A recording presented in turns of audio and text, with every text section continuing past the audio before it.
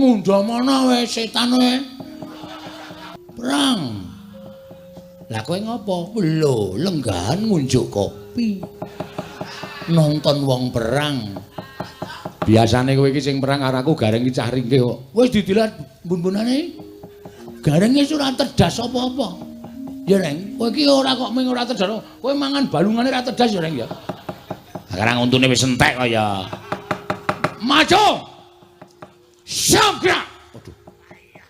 Ora tak siapke linmas ki. Arep tuman ora. Ajibane njabut nyawa. Edan. Aku dadi aku untung, musuh tukang jabut nyawa. Ha wis karepmu iki pokoke jodone dhewe-dhewe. Ya nek ora sanggup catut. Nah. Harta gukompoan nyatut untune ya mau dipati. Deke sadurunge jabut nyawa aku jabut sik. Monggo lek ku jabut ngeget. Ha iya. Yo Bagong ndak tompo. Ora ngecer. Wah, jabut nyawa, jabut untumu. Awas. Kon buta. Tunjuke sik, tunjuke. Koyo apik-apik kok. Kok kaya kutuk to, kutuk ndasmu. Mangkel aku. Ben, nganu aku ora entuk kesempatan ngantem e. Ya mau dipati nganti giloro Bagong.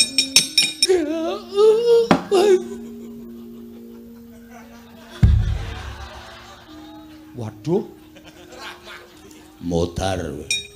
Hilang nyawamu. Gong, lho kok wangsulan? Pet-petan ndasku.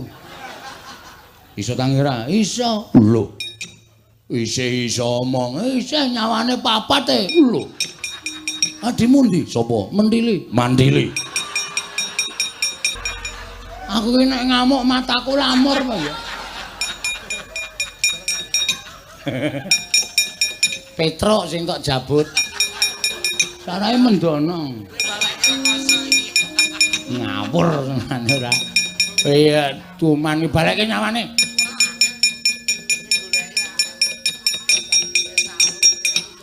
Wis. Wong edan.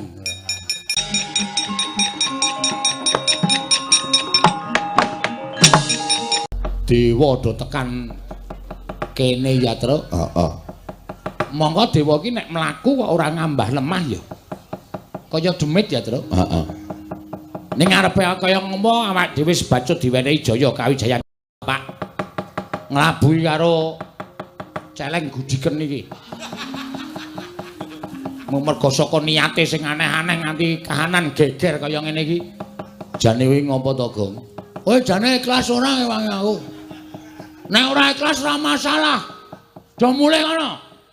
Wis mau dikandhani karo bapak didilat bathuke mbun-bunane karo bapak. Men dadi wong digdaya barang tekan ngene ngundha mana wae setan wae. Ya ora kok jeneng aku ora ngundha mana ning sirmu ki ngopo jane kepengin bangun terus kowe sumpah barang nganti guru medun barang ki. Bapak wis ngendika to, jane sumpahku ki ora ana apa-apane. Wong aku mung ngomong apa anane. Ning merga guru ki jane mung golek dak-dakane pasulayan karo bapak. Pekasan sumpahku kuwi dienggo dak-dakane pasulayan karo Bathara Guru supaya iso tekan kene. Pengerti to? Kowe iki jane ora mbelani aku, ning mbelani bapak. Ha iya. Ha iya. Perang. Lah kowe ngopo? Lho, lenggahan ngunjuk kopi. Nonton wong perang. Biasane kowe iki sing perang karo aku gareng iki cah ringkih kok. Wis didilat bun-bunane. Garenge ora tedas apa-apa. Ya Reng, kowe iki ora kok mung ora tedas. Kowe mangan balungane ora tedas ya Reng ya. Sekarang untune wis entek kok ya. Maju. Siap. Waduh. Ora tak siapke linmas ki. Arep tuman ora. Wis tak dadekke keamanan kok. Cangkemmu, lencangkemmu, kok cangkemmu. Lenjang muka, gerak. Tegak gerak. Berhitung mulai. Tempe siji. Sate loro. Goblok kira tau baris ora. Wis ora am sembrono, minggira nek pancen kowe moh perang kowe mundura. Tan tangane karo Petruk. Heeh. Pasrah keselamatan ya, Mas. Iya, aja kuwatir, Dik. Heeh.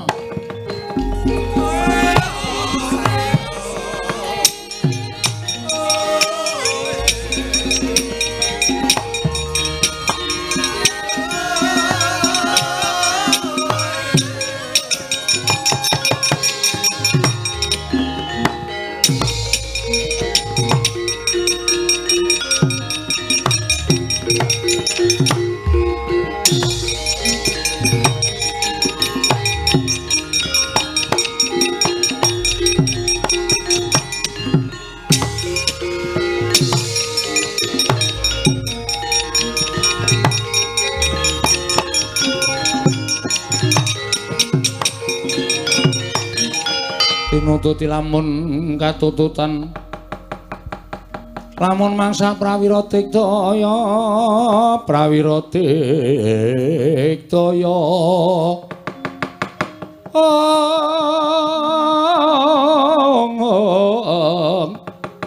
runanggana magawe gelari rawang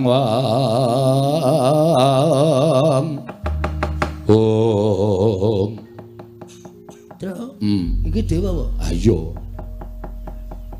Dewa tenan. Dewa iki jare gedhe tur dawa. Ah iya. Sing ngarep iki kok cendhik. Omong ngono kuwi gumantung wong-wongane kok. Sing ngarep iki ya dewa. Sapa kuwi? Bathara Penyarian. Oh pacare. Utuh. Bathara Penyarian. Kewajibane nyatet nang kayangan. Mula kok ngendi-endi ballpoint. Ah iya. Sing tengah kae kowe tepung ora to ngerti no. Nderekke sapa-sapa tau ketemu karo dewa, nderekke Ndara Janaka ketemu karo dewa. Sapa kae? Bathara Brahma. Dewaning geni. Jane wis apik wis surut ning sing mburi dhewe kok ora imbang ya. Ora imbang piye? Ngarep ro ngarep, cilik musuh cilik, dhuwur musuh dhuwur. Aku kok malah entuk gedhe. Monggo mungsuhmu bahaya dhewe kae kok. Ae sapa? Bathara Yama Dipati. Wajibane njabut nyawa. Edan. Aku dadi aku entong musuh tukang njabut nyawa. Ha wis karepmu iki pokoke jodone dhewe-dhewe. Ya ana ora sanggup catut. Nah. Hartaku kompoan nyatut untune Yama Dipati. Dheke sadurunge njabut nyawaku jabut sik. Monggo lek ku njabut ngeget. Ha iya. Mesti langsung. Udus kowe. Iku senengane nek dikeplak mbales e. Mbales mestaka e. Kula ngaturaken bekti kula kunjuk pukulun. Nara garing tak tampa. Pangestuku tampanono. Lho nggih. Bathara Penyarian kula ngaturaken bekti kula kunjuk. Petruk tak tampa pangestuku tampanono. Pak Carek bekti kula. Bagong tak tampa pangestuku tampanono. Pukulun Bathara Brahma bekti kula ya nulung garing ulun tampa. Bathara Brahma bekti kula ya Petruk ulun tampa. Bathara Brahma. Hah? Brahma ora Grama. Bathara Brahma bekti kula katur. Ya Bagong tak tampa. Pukulun Yama Dipati bekti kula ya garing tak tampa. Bathara Yama Dipati bekti kula ya Petruk tak tampa. Yama Dipati bekti kula ya Bagong tak tampa. Ora ngece lho. Wah, jabut nyawa, jabut untumu. Wonten menapa pukulun? Nala garing pripun? Aku entuk jawing wang pikulun Jatimurti. Ya pepundenku, nggih. Kinen bondo karo Bagong, merga Bagong keluputan. Wani ngucapake sumpah nganti gawe gegering Kayiwangan Suralaya. Mula wektu dina iki Bagong bakal tak bondo, tak unggahke ning kayangan, tak cemplungke ning Kawah Candradimukha. Ayo ndi Bagong? Kaya jempalange kareping Bathara Penyarian. Aku nganti Kakang Pulun Bathara Brahma lan Kakang Pulun Bathara Yama Dipati. Yen kowe puguh ora menehake Bagong aja takon dosa. Kowe ngerti? Pulun Bathara Brahma kuwi dewaning geni. Keduga bakal ngobong desane Bagong nganti ludes keles tanpa sisa lala garing. Setyaki tinunun, waduh. Gadanira wirang tumandang. Ben to, Truk. Setyaniku garwanira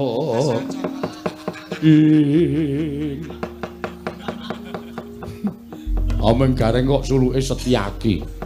Ameng ketok gleleng ora.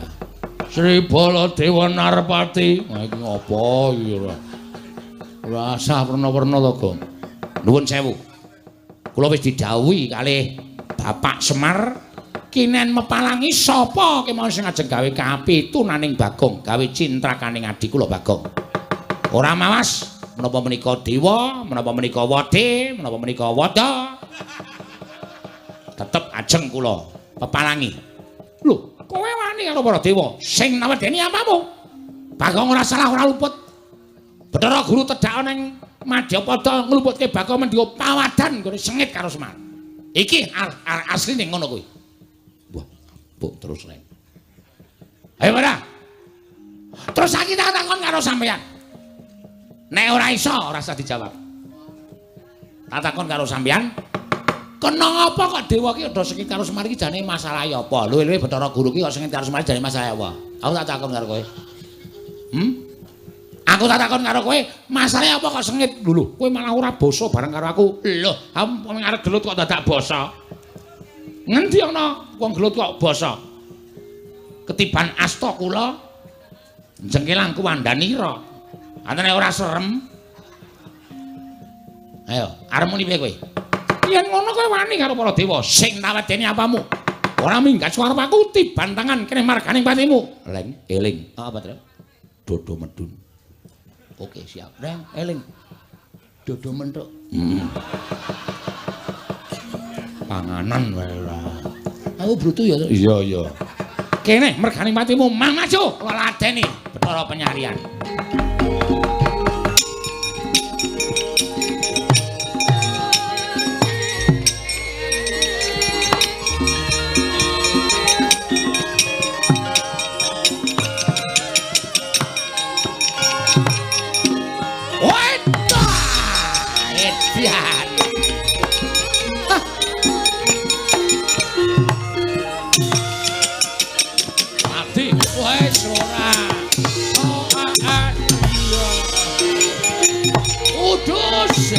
Arnendi.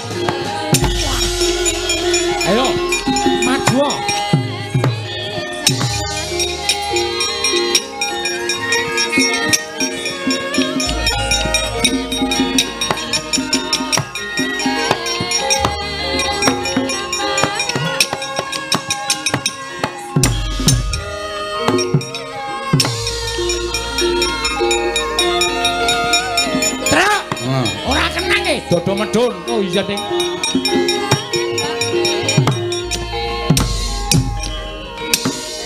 Dian. Ngatek aji lembu sekilan kowe kebarak. Ayo. Milih awakku.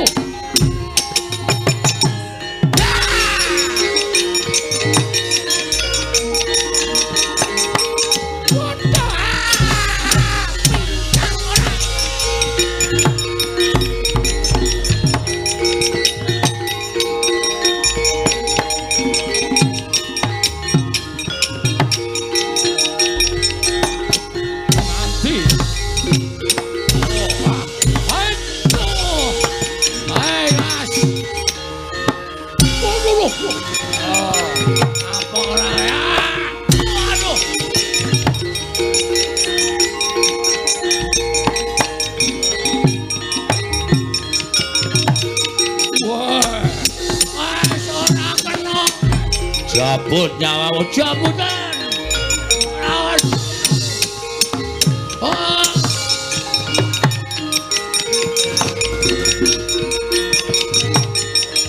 Wedan.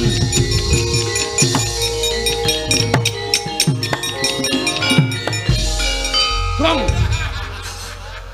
Ngapa kowe muda iki? Bingung aku, Tra. Mungsuh dewa doyak terus gregeten tak plotroke kathokku. Jarene wong tuwa ki nek mungsuh bangsa alus ngono kuwi iki jare kon Buddha. Ditunjukke sik, ditunjukke. Kaya apik-apik kok. Kok kaya kutuk to, Gong, kutuk ndasmu. Man mangkel aku. Ben, nganu aku ora entuk kesempatan ngantem e. Ya mau dipati nganti giloro Bagong. Wong edan. Wah, wis kathokan. Dewa kok ditontoni kaya ngono. Ayo, kowe ora gelem lu tak boyo neng kayangan, jabut nyawamu sukmamu sing tak go. Gong, kowe ora wis didilat bapak nang mbun-mbun to. Jajal nggo ngetes ampuh apa ora. Oh iya, Dik. Ayo jabute nyawaku. Oh, lakon mati. Ayo tak slenggarake regane nang kene ku, Dra. Dra. Santai wae wis didilat bapak.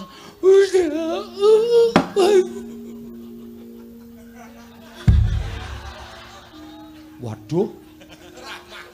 Modar. Hilang nyawamu. Gong, lho kok wangsulan? Pet-petane ndasku. Iso tangira? Iso. Lho. Iso omong. Iso nyawane papat e. Lho. Weh, ladara. Kowe njabut aku ora mati, tak jabut gedhong. Ayo.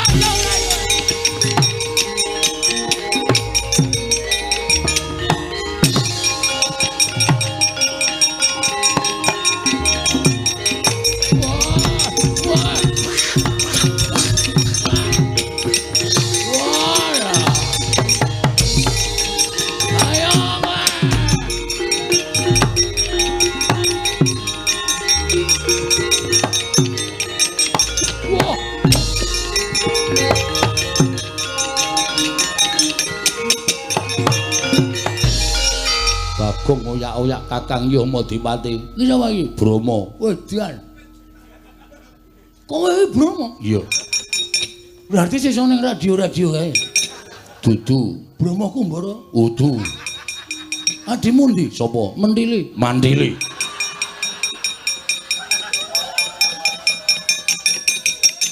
Aku dewa. Dewa apa ora minggat jabut nyawamu.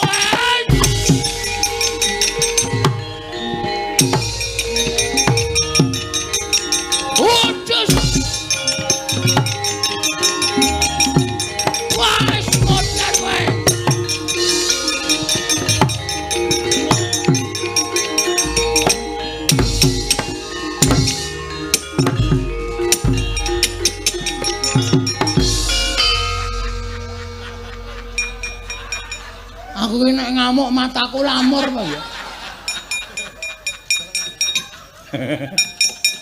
Petruk sing tok jabut. Sarae mendono. Ngawur ngene ora. Iya, cuman balekke nyawane.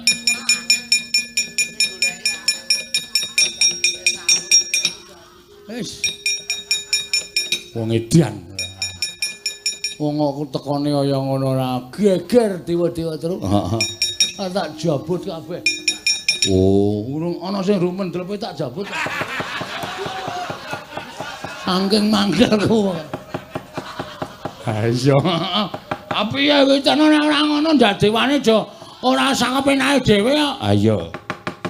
Piye nang ngene iki? Woi, Gong. Hah? Ora pangling ae. Sapa? Iwang Pikulun Bathara Guru. Ngambah Dirgantara sajake duka tenan kae. Terus mlayu ngayom nang ngene bapak wae. Ah, mlayu ra kene. Ya.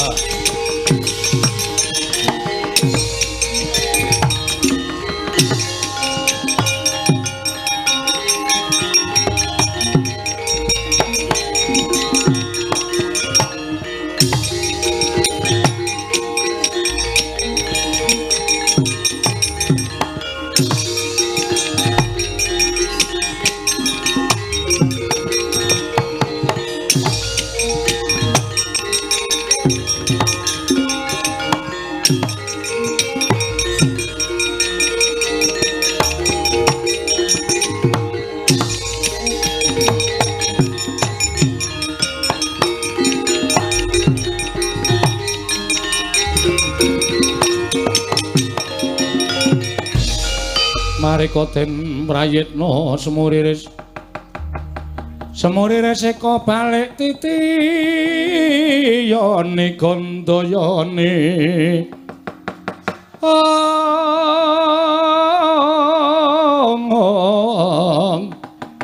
Trisunya purnama sasi gilar-gilaran ing tengah latar.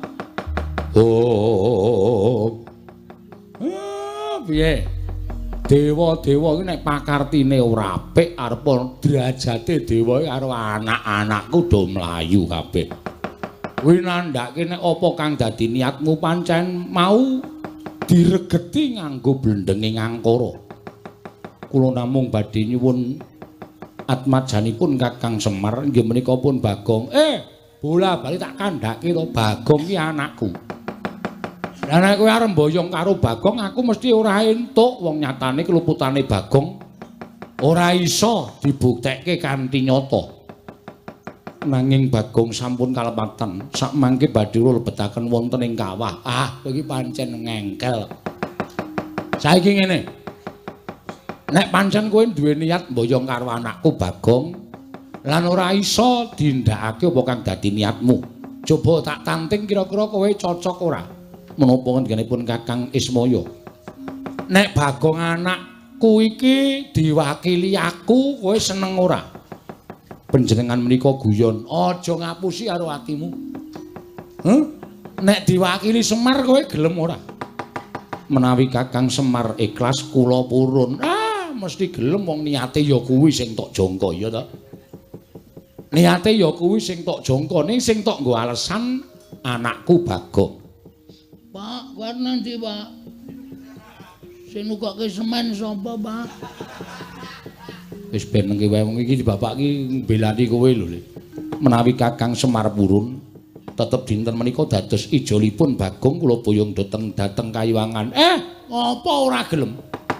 Iki anakku sing tak tresnani, sing jeneng wong tuwa ki natohke nyawa kanggo anake nek perlu apa wae ditotohke aku ora bakal owel. Pukulun mboten namung bapak nek saged kula ya ngijoli karo uripe Bagong. Loro gareng ora sah. Wis ben, Pak, wis ben. Tak bilanane adikku. Bapak wae sing lenggah nang omah, aku sing dadi ijole. Karaku ya ning aja truk. Anakmu cilik-cilik aja wis aku wae. Aja, karo aku sisan.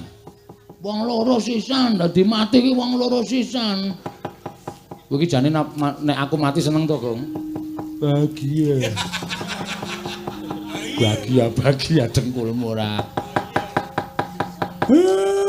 Aja nala garing aja petruk ning aku. Sinten ingkang kedah dados lintunipun Bagong? Aku, kula. Gareng aja ora apa-apa Pak wis ora apa-apa wis ben. Aku wae Pak wis ora apa-apa wis ben aku lu gareng wae bapak lenggah ning omah. Menawi kula nyuwun menapa Kakang Semar saged minangkani. Kowe njaluk apa? Ingkang dados lintunipun Bagong mboten namung Kyai Semar Kakang Semar nanging klebet nala Garing Petruk kedah kula boyong wonten ing Kayuwangan. Wong siji kok ijole telu iki piye? Kedah mekaten Kakang menika ingin dados panyuwun kula menawi mboten nggih Bagong ingkang kula beto. Piye nala gareng wis ora apa-apa Pak wis ora apa-apa. Wis ben Bagong dhewe malah kesepian wis ben. Menas wis mati gantung. Ora mungkin aku ngedol sawahmu sik to. Ya wis ide ngono lho. Nek kowe arep ning Kayangan iki dhek wis ngerancang rencana selanjutnya jelas.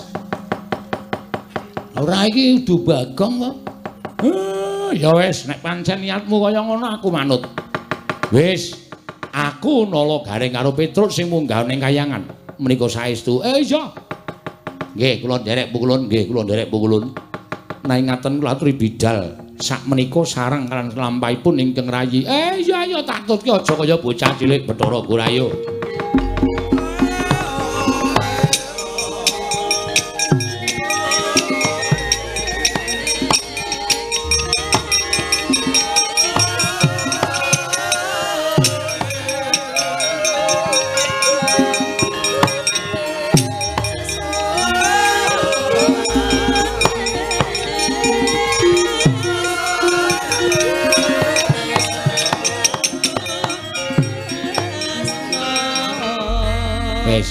Kowe saiki kowe ora percaya karo katresnanku.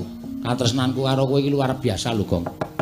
Nganti tak ijoli nganggo ati uripku aku ikhlas. Wis ketok paido le. Katresnane kakang-kakangmu ketok paido. Aku munggah ning kayangan ki mergo ngeboti tresnaku karo kowe. Nganti aku ngiklasake karo pati uripku karo Kang Gareng. Ya muga-muga kusnul khotimah ya, Tru. Anjen setan ana. Lah witena piye? Wong ya aku ki ra menawarkan kok. Aku rakon karo kowe, aku rakon karo Gareng, kowe sing ngomong. Kulon kula dados ijolipun Gagong. Ayo monggo terserah. Aku rakon kok. Aku ya. Aku titip anak-anakku ya, Gong. Titip bojoku ya, Gong.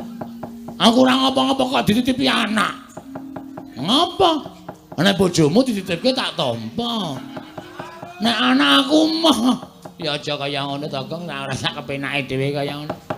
Wis ya, Gong, aku tak menyang ruktinen Karang Tumaritis, omahe Gareng karo Karang Kadempel. Mbok tegelan aku antara. Lah ngopo? Aku ora ndek kanca. Aku nek gara-gara kancane sapa? Rasa nganggo gara-gara.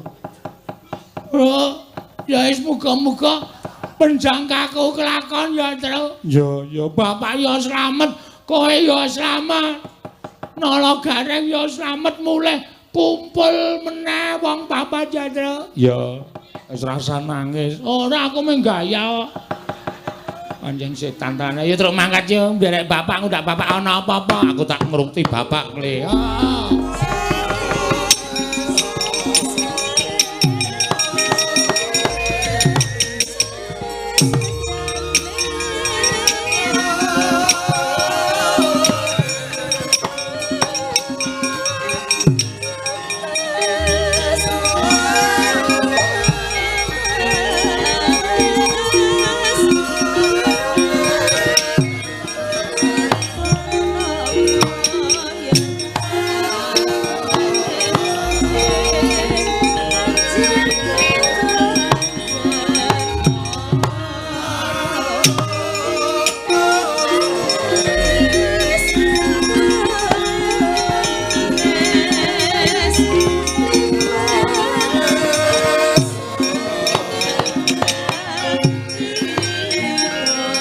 Palugon laguning lekas Lukita Linuting Lukita Linuting kidung kadung kadereng momong memangun manah rahayu